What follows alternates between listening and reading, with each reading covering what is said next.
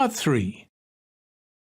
You will hear a conversation between some university students about a recent field trip to a radio station. First, you have some time to look at questions 21 to 25.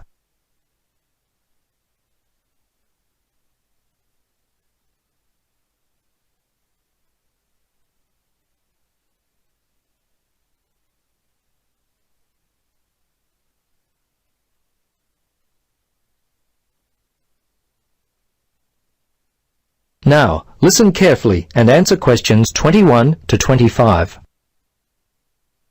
Hi, Tim. Hi, Wendy. I heard your class went on a field trip to a radio station yesterday. Could you tell me about it? You see, I've been thinking of changing my major to communications, or even possibly literature. I'm not really enjoying my science major. In fact, the way I've been feeling lately, I wish I had chosen an arts degree. I see. Perhaps communication might be a good course for you. I'm really enjoying it. The field trip helped me to see the realities of working in the industry. That's great. So the field trip was a good experience? It was a long day. We left at 8:30 and didn't return until about 5:30, so I was tired. But those are the kinds of hours you can expect working in radio. Anyway, although the day was long, it was probably the most beneficial day of study in the course so far. But Tim, isn't radio dying? I mean, with the internet and television, aren't people using the radio less and less? Yes, that's also what I thought. In fact, the idea almost stopped me from beginning my studies in radio communication.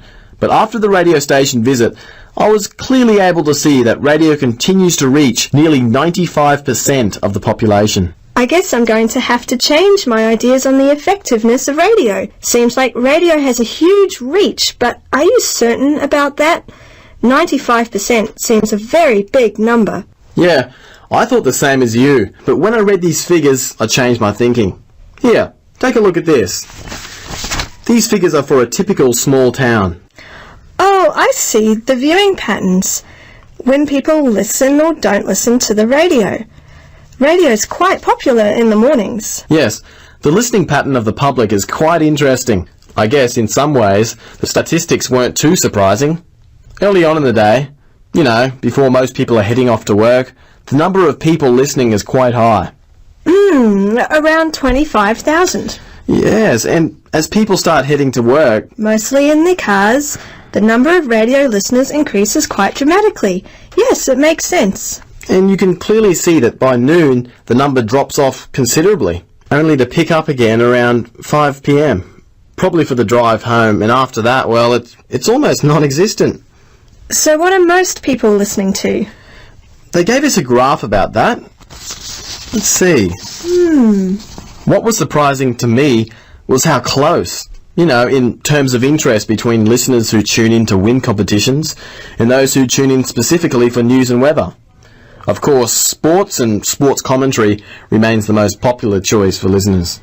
Yes. Sports is easily the most popular. Before you listen to the rest of the conversation, you have some time to look at questions 26 to 30.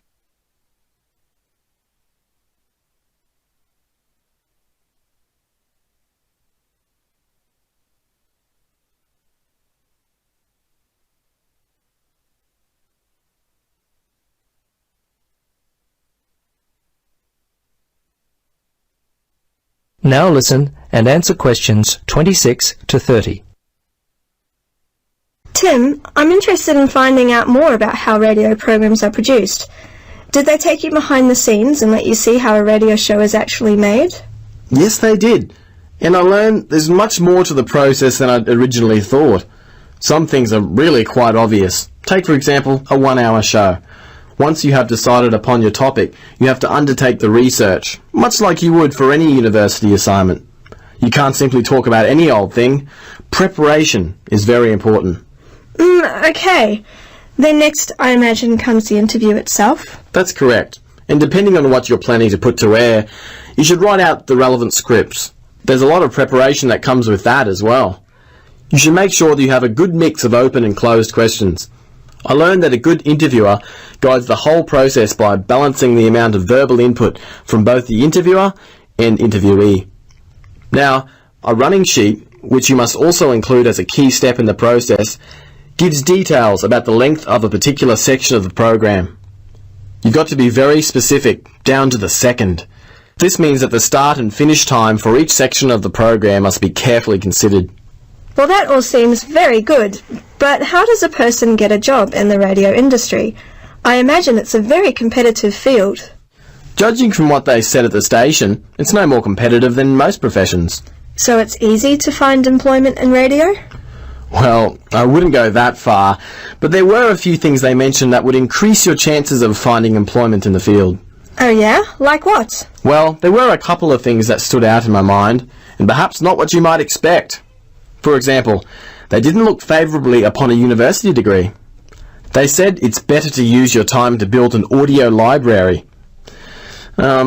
Things like having a background in the music industry and an interest in certain types of music can actually go against you, because working in different stations usually means exposure to different types of music, so you should be flexible in your musical tastes.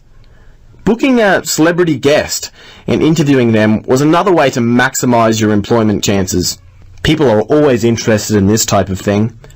Knowing people in the industry can also be a disadvantage, because people in radio are always looking for a fresh angle, something different. These were just some of the suggestions made. There were others, but they don't come to mind just now.